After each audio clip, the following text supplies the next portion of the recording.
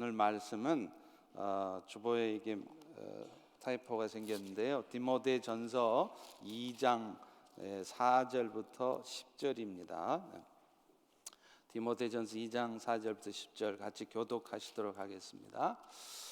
하나님은 모든 사람이 구원을 받으며 진리를 아는 데 이르기를 원하시느니라.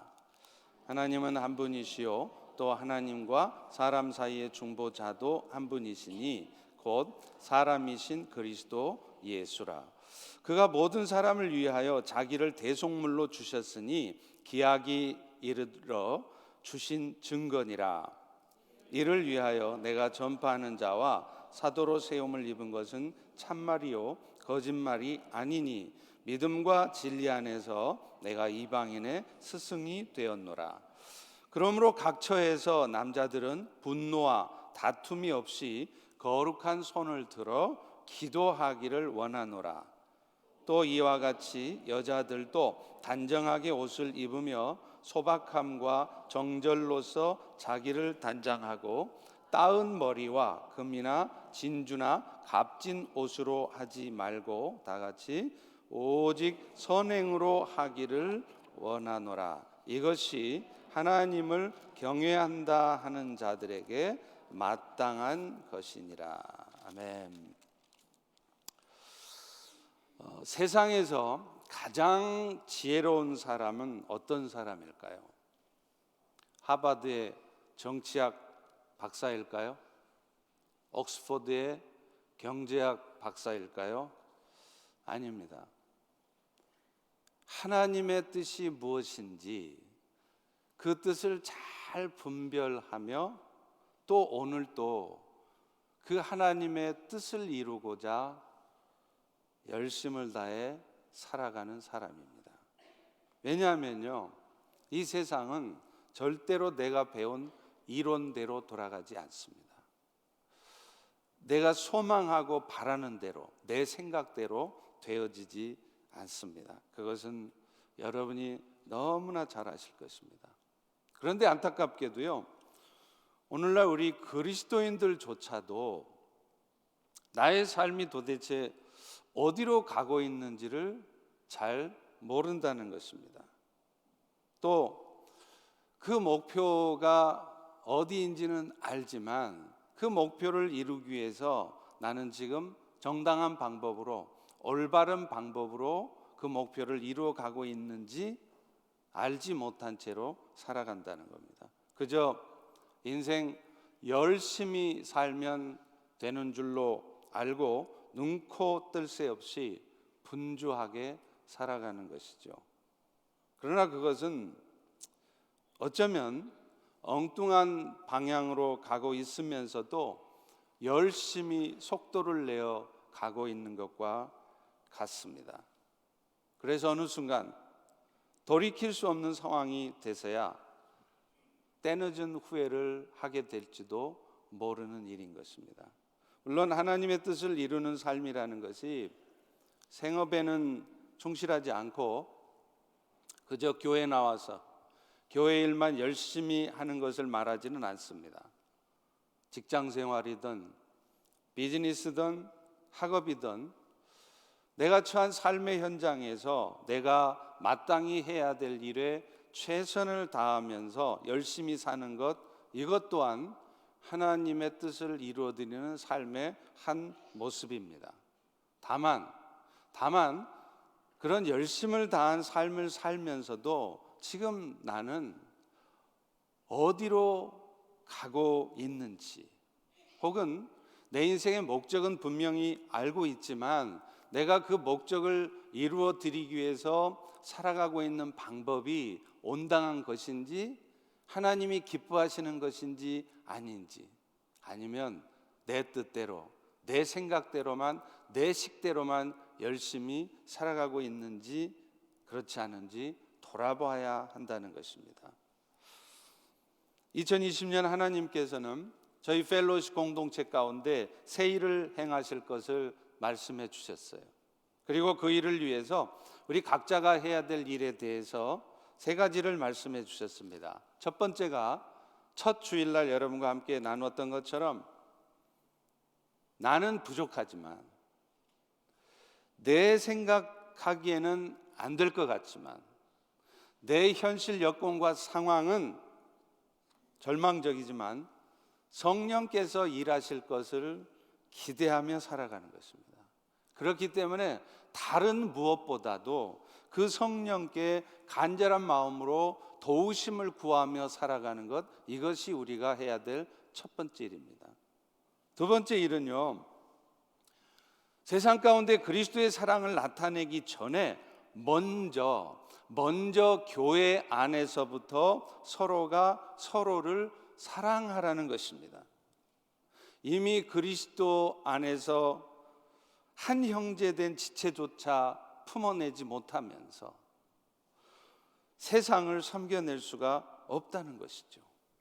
그리고 오늘 마지막으로 함께 나눌 말씀은 결국 우리 모두를 통해서 하나님께서 하시기 원하는 일은 아직도 흑암 가운데, 세상 가운데 버려져 있는 그 영혼들을 그리스도에게로 인도하는 그 일을 우리가 해야 한다는 것이죠.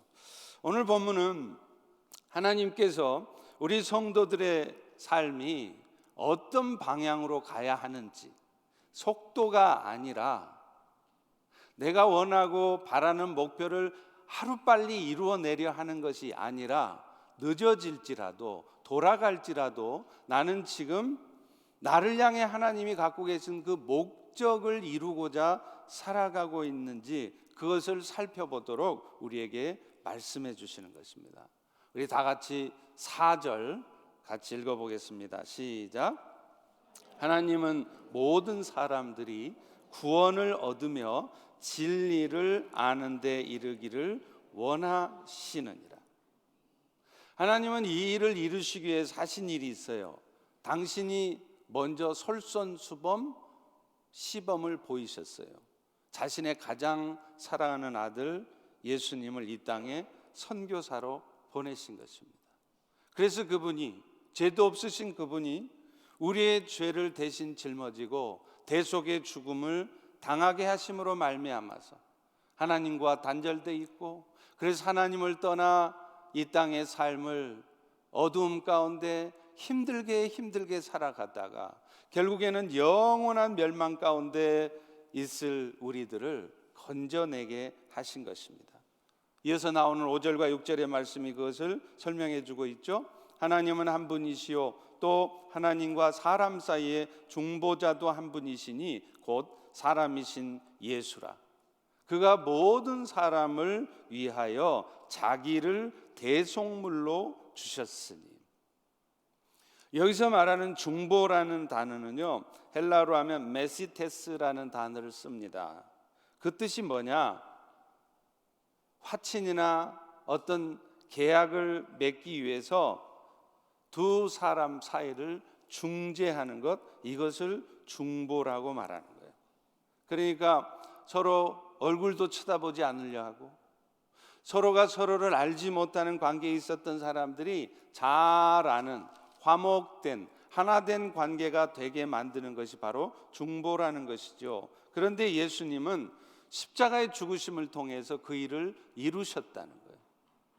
그래서 날 때부터 하나님과 단절된 채로 살아감으로 말미암아 오늘 또 이 땅의 나그네 삶, 별로 길지도 않은 인생 살면서도 항상 불안해하고 두려워하고 뭔가 불평하고 원망하고 그런 어둠 가운데 살다가 결국에는 죽은 다음에도 영원한 지옥의 형벌을 받을 수밖에 없는 사람들을 하나님과의 관계 회복을 통해서 건져내 주신 그 일을 하셨다는 것이죠.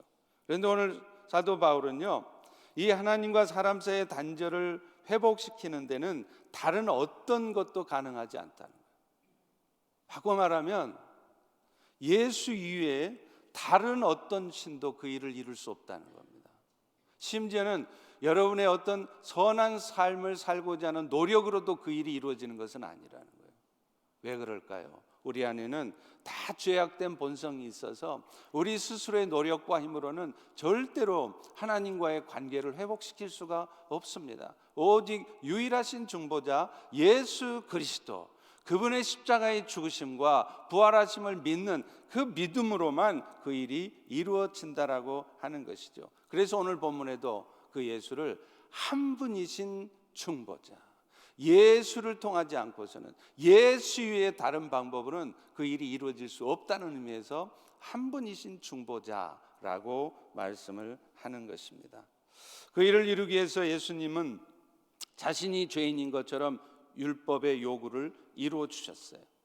그래서 속전을 자기의 피값으로 지불했다고 그러죠. 그 속전이라는 단어가 헬라어로는 안틸리트론인데 그 뜻이 뭐냐면 노예나 죄수의 몸값을 나타내는 리트론하고 대신을 뜻하는 안티가 합성돼서 이루어진 단어예요. 다시 말하면 여러분 대신에, 우리 대신에 예수님께서 우리의 몸값을 십자가의 죽음을 통하여서 대신 지불하셨다는 것이죠. 이렇게 그리스도께서 하신 일을 에베소서 2장 14절 16절을 이렇게 설명합니다. 그는 우리의 화평이신지라 둘로 하나를 만드사 원두된 것 곧 중간에 막힌 담을 자기 육체로 허시고 십자가로 이 둘을 한 몸으로 하나님과 화목하게 하려 하심이라. 원수된 것을 십자가로 소멸하셨다, 이렇게 말한다는 거예요. 여러분 기억하시죠? 예수님이 십자가에 죽으실 때 어떤 일이 일어났습니까? 가장 먼저는요, 하나님이 거하시는 성전의 지성소와 성소를 구분하는 휘장이 위로부터 아래로 찢어진 것이었습니다. 이것은 곧 예수님의 죽음이 하나님과 사람 사이를 가로막고 있던 장애물을 허물었다는 의미죠. 아시다시피 지성소는 하나님이 거하시는 장소입니다. 그래서 저와 여러분처럼 죄가 있는 인간들은 들어갈 수가 없어요. 만약 들어가면 곧바로 죽음입니다. 마치 빛이 나타나면 어둠은 굳이 사라져라 라고 명령하지 않아도 자동으로 사라지는 것과 같은 거예요. 그런데 그렇게 지성소와 성소를 구분하고 있던 휘장이 예수님의 죽으심으로 말미암아 찢어졌다는 것은 예수님께서 하나님과 단절되었던 관계를 회복시켜 주셨다는 의미예요. 그래서 죄가 있던 인생들도 하나님 앞에 나가기만 하면 곧바로 죽음을 당할 수밖에 없는 인생들도, 저와 여러분들도 예수 그리스도의 은혜를 입어서 하나님 앞에 나아가서 영원한 생명의 은혜를 입고 오늘 또 이 나그네 삶 쉽지 않지만 그 하나님이 주시는 은혜로 살아갈 수 있게 되었다는 것이죠. 그런데 이 일이 바로 하나님과 인간 사이의 중보자이신 예수님을 통해서 이루어진 것입니다. 자, 그런데 문제는요, 그 예수님께서는 그 일을 이루시고 하늘 보좌 우편으로 돌아가셨다는 거예요. 그러면 이제 그 일을 누가 해야겠습니까? 그래서 예수님은 부활 승천하시면서 당신이 이루신 일들이 인류의 역사에서 계속해서 일어날 수 있도록 그 사명을 우리에게 맡기신 것입니다. 다 같이 7절을 같이 읽어보겠습니다. 시작. 이를 위해서 내가 전파하는 자와 사도로 세움을 입은 것은 참말이요 거짓말이 아니니 믿음과 진리 안에서 내가 이방인의 스승이 되었노라. 이런 일들이 가능해지려면 사도 바울과 같이 그 일로 부름을 받은 사람들이 그리스도의 복음을 전해야 한다는 것이에요. 그런데 그 일은 사실은 사도 바울과 같은 특별한 사람에게만 주어진 사명인 것이 아니라 바울과 같이 그리스도 안에 있는 우리 모든 성도들에게 주어진 것이라는 것입니다. 그렇기 때문에 사실 오늘도 우리가 이 세상을 살아가면서 직장 생활을 하는 궁극적인 이유도 여기 있습니다. 내가 비즈니스를 열심히 하는 이유도 사실은 여기 있습니다.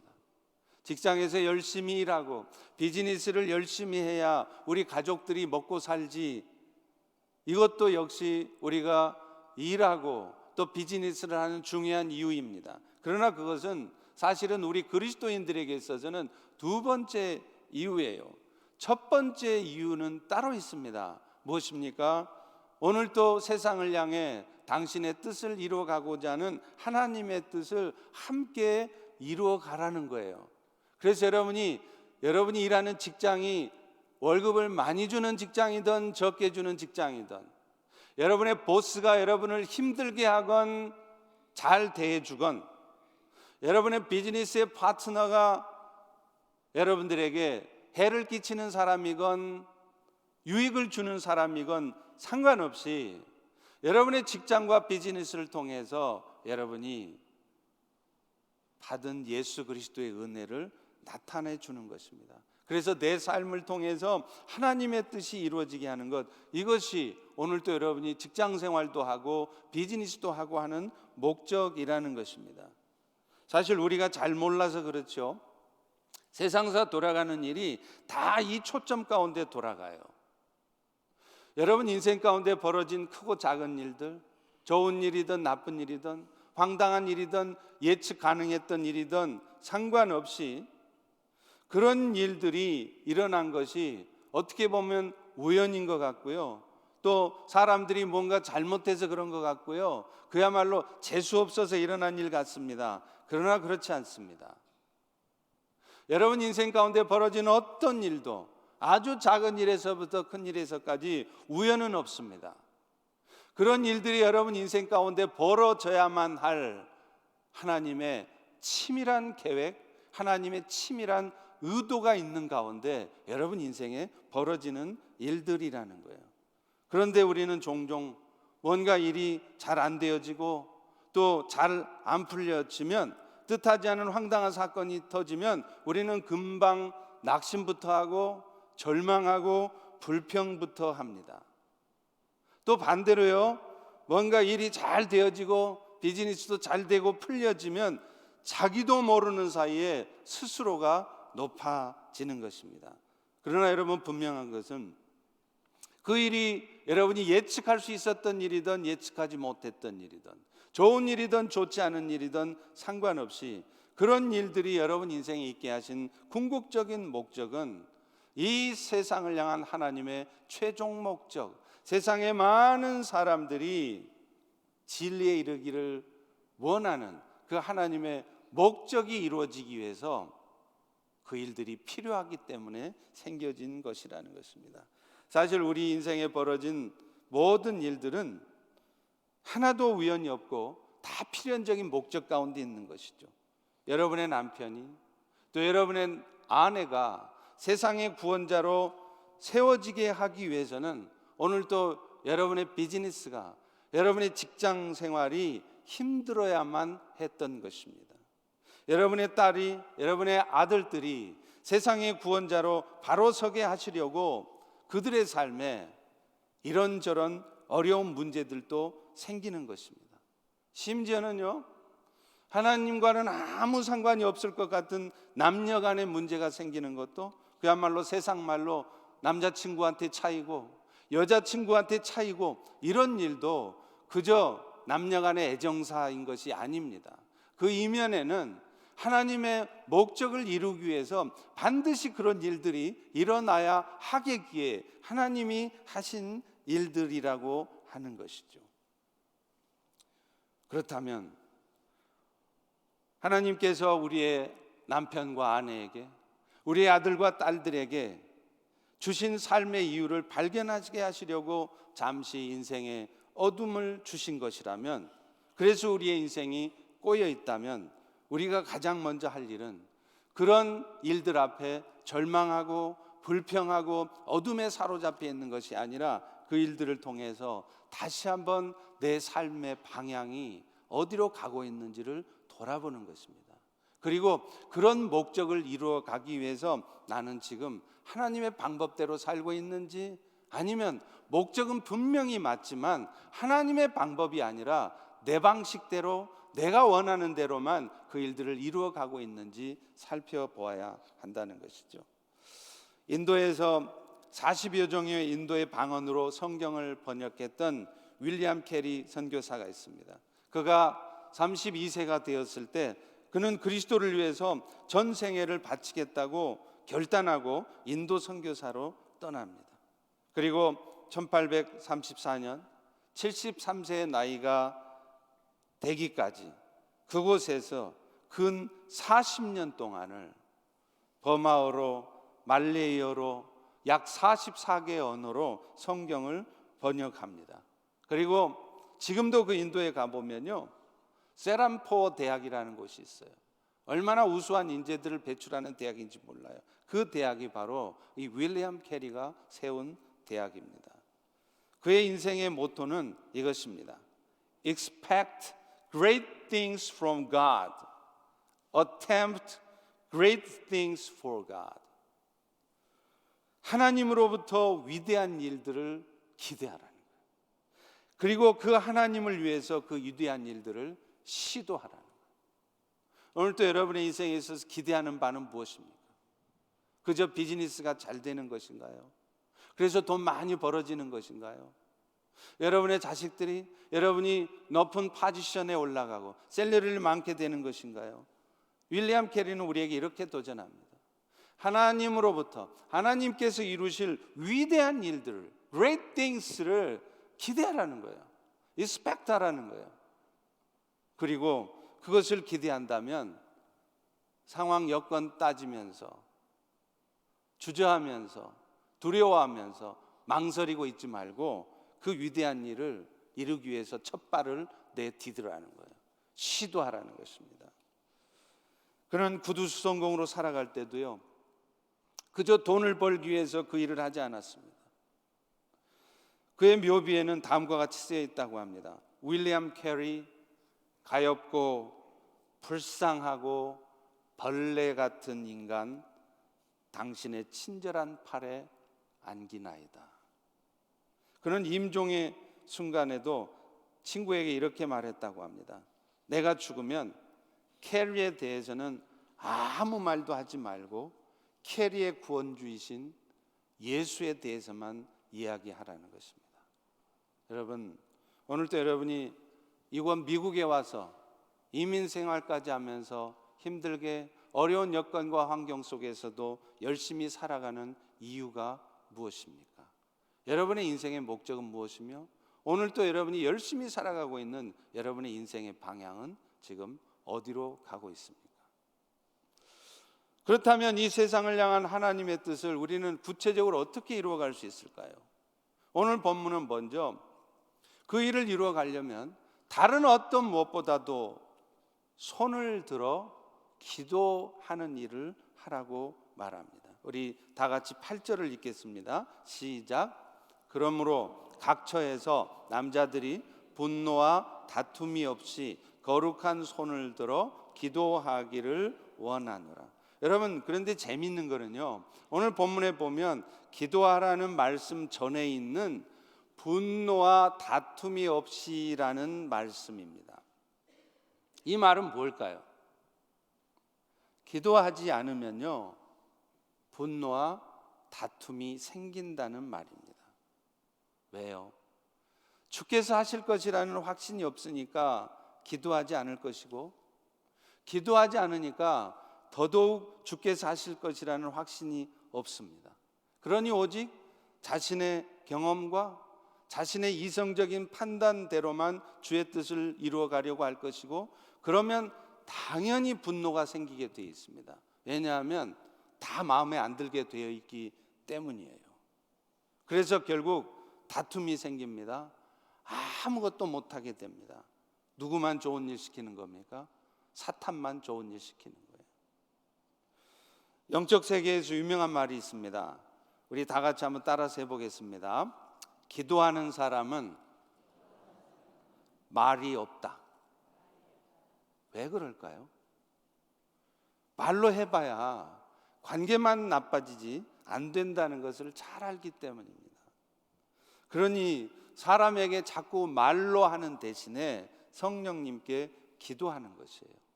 그리고 마침내 그 기도가 성령께서 정말로 역사하게 만든다는 것입니다. 그래서 지금 현재 상황으로 보면 도저히 안 될 것 같고 문제가 터질 것 같고 어설퍼 보이는데 오히려 일이 되는 것이에요.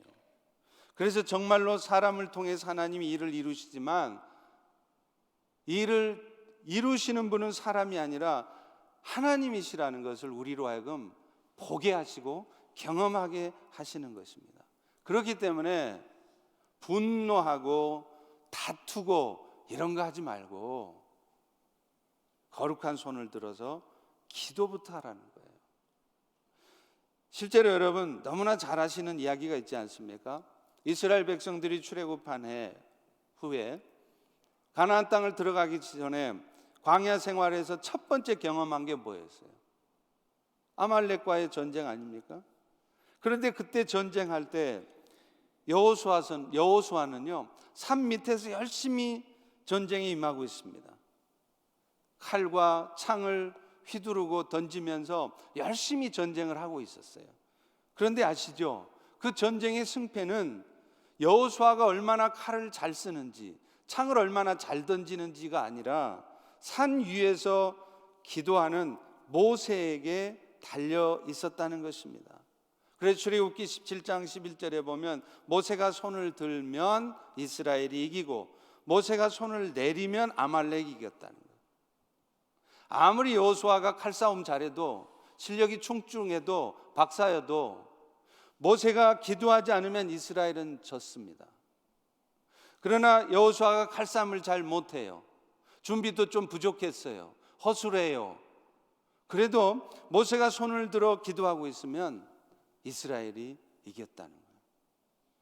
여러분, 선교사님들이 우리를 대신해서 현장에서 열심히 뛸 때 그 전쟁의 승패는 어디에서 결정날까요? 사실은 선교사님들의 현장에서가 아닙니다. 후방에서 기도하는 여러분들의 기도에 의해서 결정되는 거예요. 그렇기 때문에 선교사들에게 있어서 가장 필요한 것은 사실은 돈이 아니라 기도입니다. 관심입니다. 관심을 가져야 기도할 수 있고 기도하면 성령이 일하시기 때문이에요. 여러분 사람이 아무리 일 잘해도요 성령께서 직접 일하시게 하는 것보다 나을 수는 없는 것입니다. 그런데 기도는 우리 성령 하나님께 일하게 하시는 통로예요.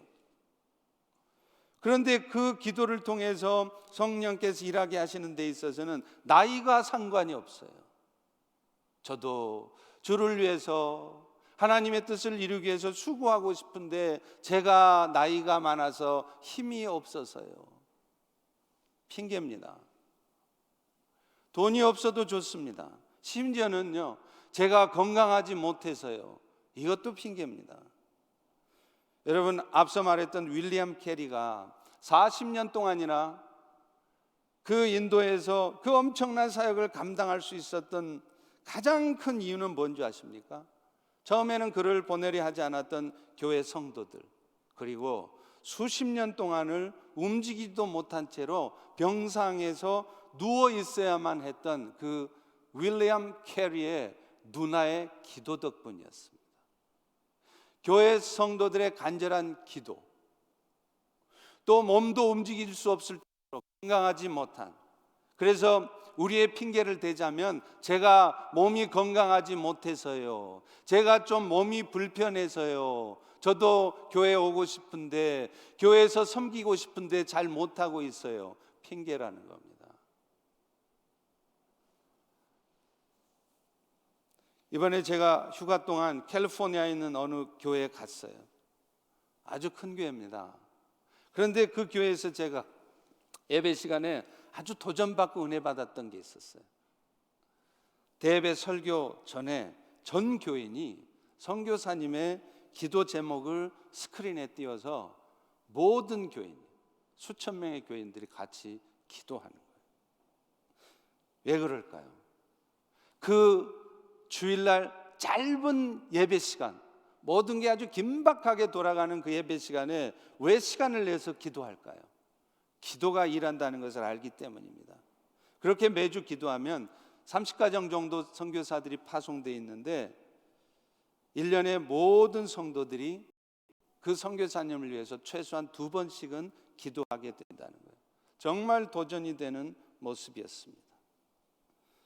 돈을 많이 벌지 못한다고 선교 못하는 거 아닙니다. 돈을 못 벌면 시간 내어서 기도하시면 돼요. 운동하시면서 기도하실 수 있습니다.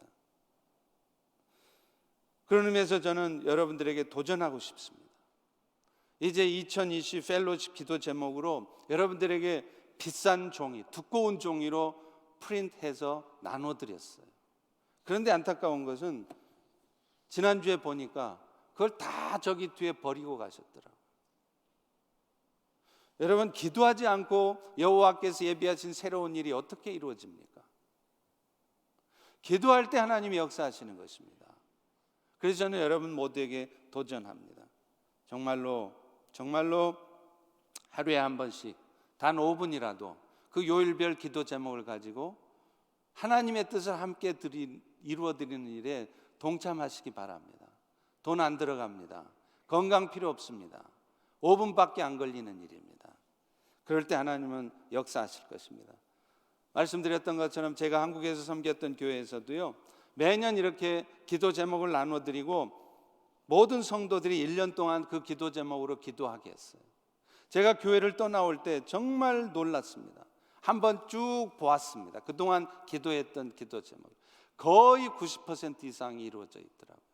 그 기도 제목을 냈을 때는 이게 지금 우리 교회 여건, 재정 상태 이런 상황 속에서 이게 이루어질까? 그런데 다 이루어져 있는 거예요.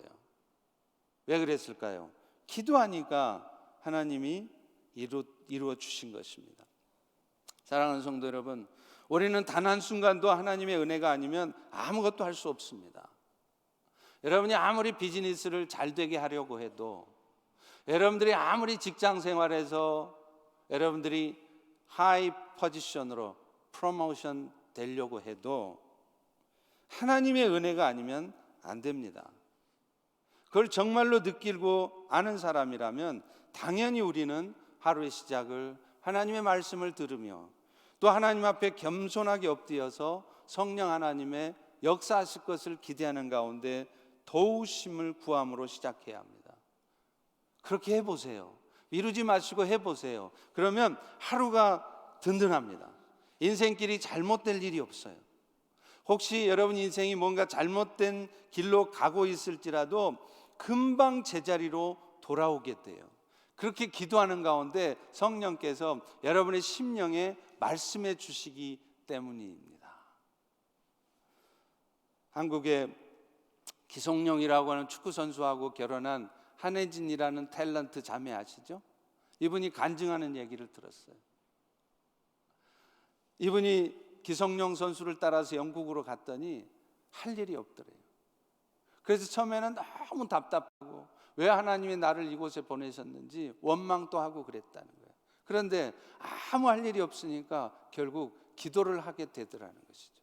그래서 깊은 기도 가운데 들어가니까 자기가 그동안 예수를 믿고 어려서부터 신앙생활을 해왔지만 자신이 얼마나 신앙생활을 잘못해왔는지를 깨달았다는 거예요. 자신의 기도 제목의 거의 대부분은 잘못된 기도 제목이었다는 것을 깨달았다는 거예요. 그래서 오히려 그 아무도 아는 사람이 없는 그 외로운 시간들이 오히려 자기에게 큰 영적인 도움이 되었다고 그렇게 얘기를 합니다. 기도할 때 그런 일이 일어나는 것입니다. 여러분, 기도하면 먼저 여러분 자신의 삶이 변해요.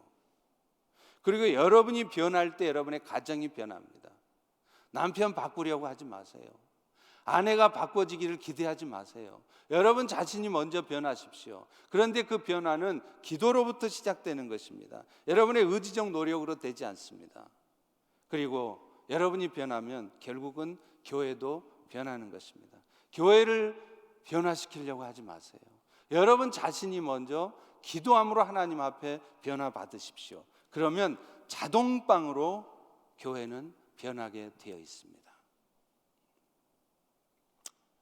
오늘 본문은 두 번째로요, 세상 사람들을 예수 믿게 하고 그들도 진리에 이르게 하려면 결국에는 먼저 받은 예수님의 사랑을 세상에 나타내야 된다고 말해요. 오늘 본문도 그렇게 말하잖아요. 9절 10절 같이 한번 읽어보겠습니다. 시작.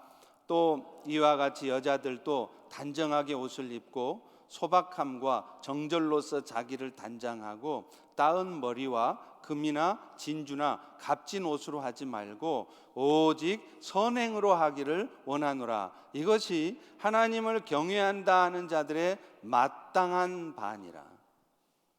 여자들은요, 예나 지금이나 같은 모양입니다. 외모에 관심들이 많습니다. 그래서 겉을 치장하려고 따은 머리를 하고요, 각종 값비싼 장신구를 꾸미는 것 같아요. 여기서 말하는 따은 머리라는 것은 그냥 우리가 긴 머리를 닦는 것을 말하는 게 아니고 포도나무나 버드나무 가지로 만든 화환 같은 거를 말한대요. 그런데 이게 아주 공예품으로서 비싼 장식이랍니다. 그래서 돈 많은 여자들이 이런 따은 머리를 머리에 쓰고요, 자기가 돈 많다는 것을 과시하려고 이거를 한다는 거예요. 그러면 남자들도 관심을 많이 가져준다고 하네요. 근데 사실 이 말씀은 꼭 여자들에게만 해당되는 말은 아닌 것 같습니다. 여자들만 사치하는 것 같지만요, 남자들 사치는 여자들 사치하고는 비교가 안 돼요. 남자들은요, 차도 좋은 차 타야 돼요. 폼 내고 다녀야 되니까. 집은 허술한 데 살아도 차는 좋은 차 타야 되는 거예요. 얼마나 사치스러운지 모르겠어요.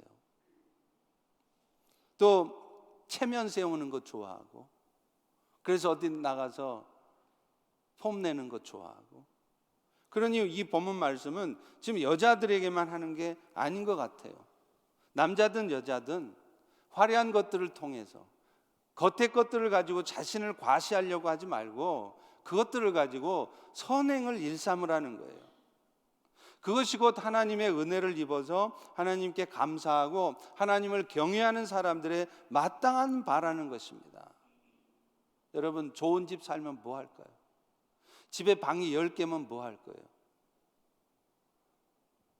하루 저녁 자는 시간 10시간 자면 1시간은 1번 방, 2시간째는 2번 방 번갈아 가면서 주무시겠습니까? 뭔 놈의 방이 그렇게 많이 필요해요? 사실 하나님께서 우리에게 물질적인 축복을 주셨다면 그건 사람들로부터 부러움이나 사고 그런 여러분들을 자랑하라고 주신 것이 아닙니다. 그런 마음으로 여러분이 물질의 축복을 누리고 자랑하고 있으면요, 그거 여러분 한순간에 날아갑니다. 조심하십시오. 한 방에 때리면 끝나요. 오히려 그것들을 가지고 갖지 못한 자들, 교회 안에 소외되고 힘들어하는 자들, 고통받는 자들을 살피라고 주신 것들인 것입니다. 사실 악한 본성을 가진 인간은 돈 많고 시간 많아 보세요. 반드시 무슨 짓 하는지 아십니까? 바람 피워요. 신앙 없는데 돈은 많아요. 시간 많아 보세요. 100%입니다. 바람 피웁니다. 예외가 없습니다.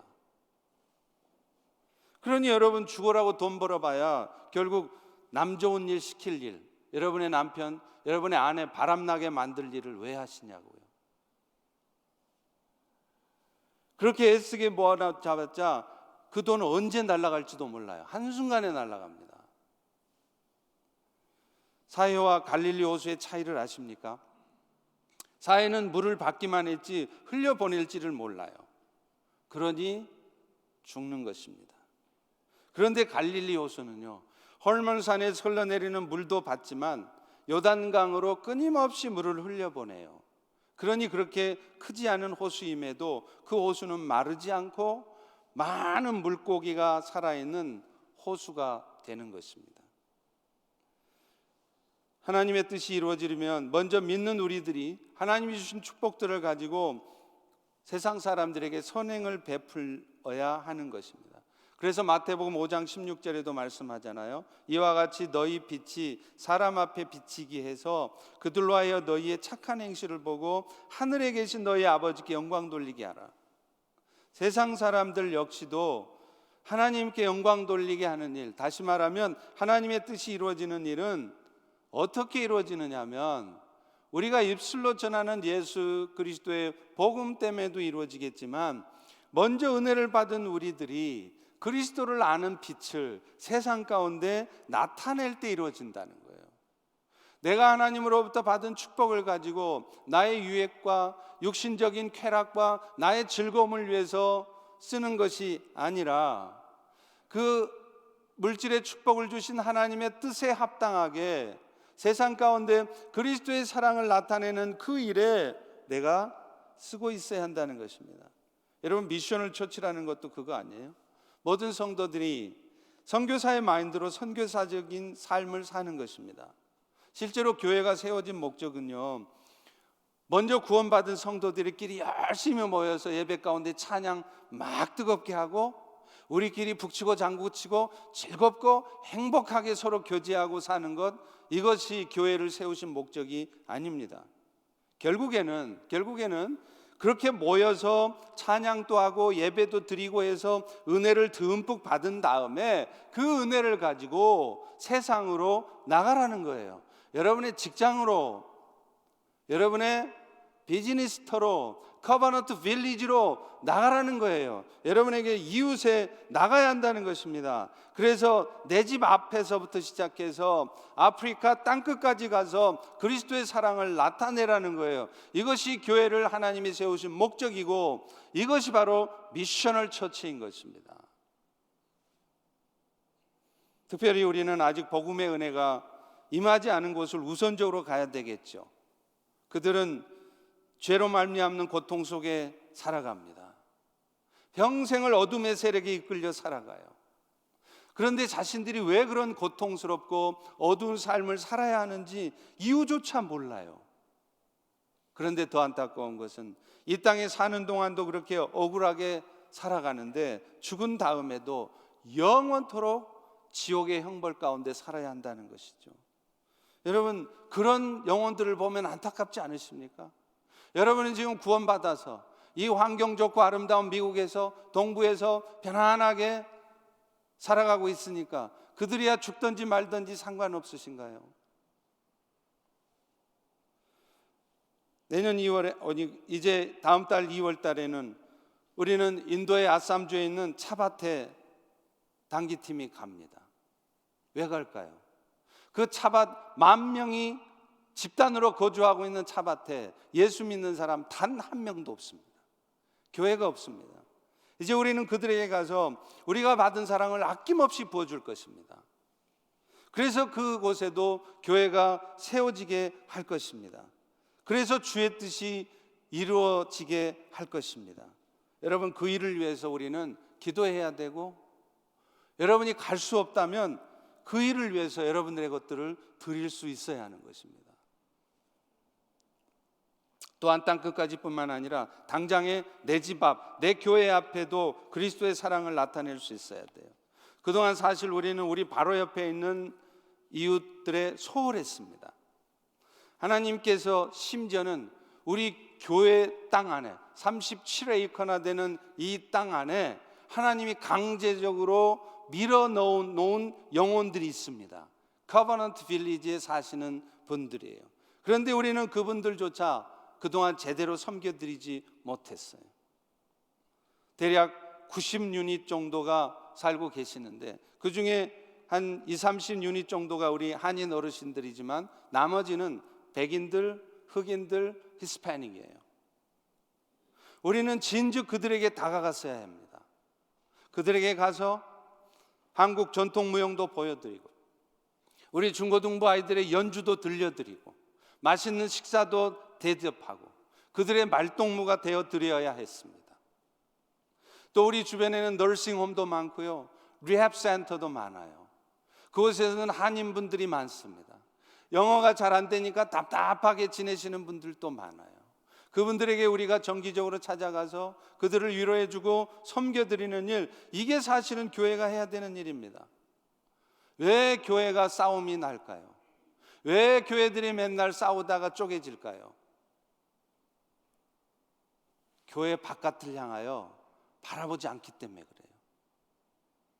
교회 바깥을 타겟으로 삼고 그리스도의 사랑을 교회 바깥에 내보기 위해서, 보여주기 위해서 나가지 않기 때문에 그래요. 그래서 아무것도 아닌 절차 문제 가지고, 아무것도 아닌 사소한 문제를 가지고 서로 싸우는 것입니다.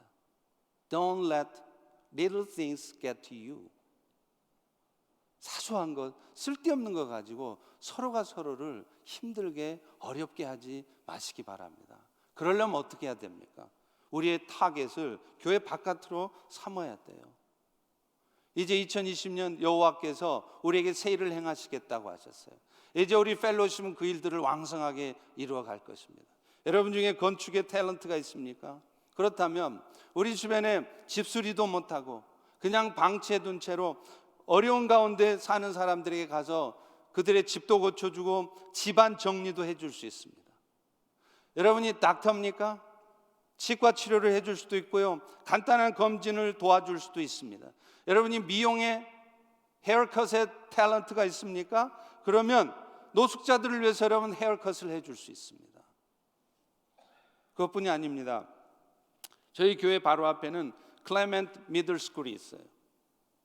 여기에도 우리의 도움이 필요한 아이들이 의외로 많습니다. 제가 깜짝 놀란 사실이 하나 있습니다. 저 학교 안에도, 이 미국 땅에도 국민소득 5만 6천 불, 세계 최고의 강대국인 미국 안에도 점심시간에 돈이 없어서 굶는 아이들이 있다는 사실 여러분 알고 계십니까? 바로 우리 교회 바로 앞에 길 건너면 있는 그 중학교에 있습니다.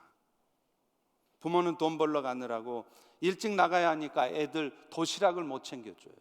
그렇다고 용돈도 없어요. 그러니까 점심시간에 그냥 물 마시고 참고 있다가 학교 끝나면 얼른 뛰어가서 집에 가서 밥을 먹는 거예요. 여러분, 그런 아이들에게 우리가 다가가야 되는 거예요. 교회 돈 뒀다 뭐예요? 그런 일에 우리가 써야 되는 것입니다. 제가 한국에서 교회를 섬길 때는요, 저희 교회 앞에 중고등학교가 있었어요. 그래서 교회에서 그 학교에 매년 몇 명씩의 학생들을 선정을 해서 장학금을 전달합니다. 우리가 선발할 수 없으니까 학교에 의뢰하면 학교에서 알아서 다 기준을 가지고 선발을 해줘요. 학생들에게 있어서, 중고등학생들에게 2,000불, 적지 않은 돈이죠. 그 돈을 통해서 아이들이 얼마나 경전받고 힘을 얻는지 몰라요. 나중에 학교에서 특별활동 시간에 성경을 가르치는 일을 그 학교 안에 하려고 혹시 교실을 좀 사용할 수 있을까요? 했더니 그 학교 이사장과 교장이 교사들 중에 예수 믿는 사람들, 크리스찬 교사를 담당 교사로 임명해서 특별활동반이라고 교실도 내주고 담당 교사도 세워주는 거예요. 그래서 그곳에서 종교차별이 문제가 될 수 있으니까 공식적인 명칭은 쓸 수 없지만 학교 안에서 공식적으로 교장과 이사장의 허락을 받고 성경을 가르치는 겁니다. 이 일이 어떻게 가능했을까요? 교회에서 그렇게 학교를 섬기니까 그런 거예요. 입학식이나 졸업식이 되면요, 제가 항상 초청을 받습니다. 제 자리가 어디인 줄 아세요? 교장 바로 옆자리예요. 그래서 졸업식 때, 입학식 때 저희 교회 이름으로 학생들에게 장학금을 수여합니다. 사랑하는 성도 여러분, 오늘 여러분은 지금 어떤 목적을 가지고 인생을 살아가십니까? 그리고 여러분의 목적은 하나님의 뜻을 함께 이루어가는 것이긴 하지만 그 방법조차 하나님이 원하시는 방법대로 살아가고 계십니까? 아니면 목적은 맞지만 여러분의 방식대로, 여러분의 생각대로, 여러분의 고집대로 살아가고 계십니까? 하나님께서는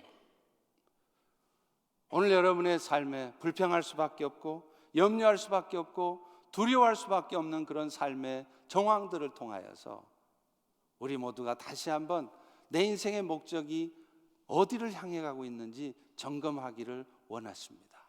그리고 그 목적을 이루어가는 방법조차 하나님이 기뻐하시는 방법인지 돌아보게 하셔서 이제 2020년에는 놀라운 일을 여러분들을 통해서 이루어가기를 원하십니다. 이 은혜가 우리 펠로십 가운데 넘쳐나는 한 해가 되기를 간절히 소망합니다. 우리 세 개를 따라서 해보겠습니다. 우리 찬양팀 올라오시고요. 네.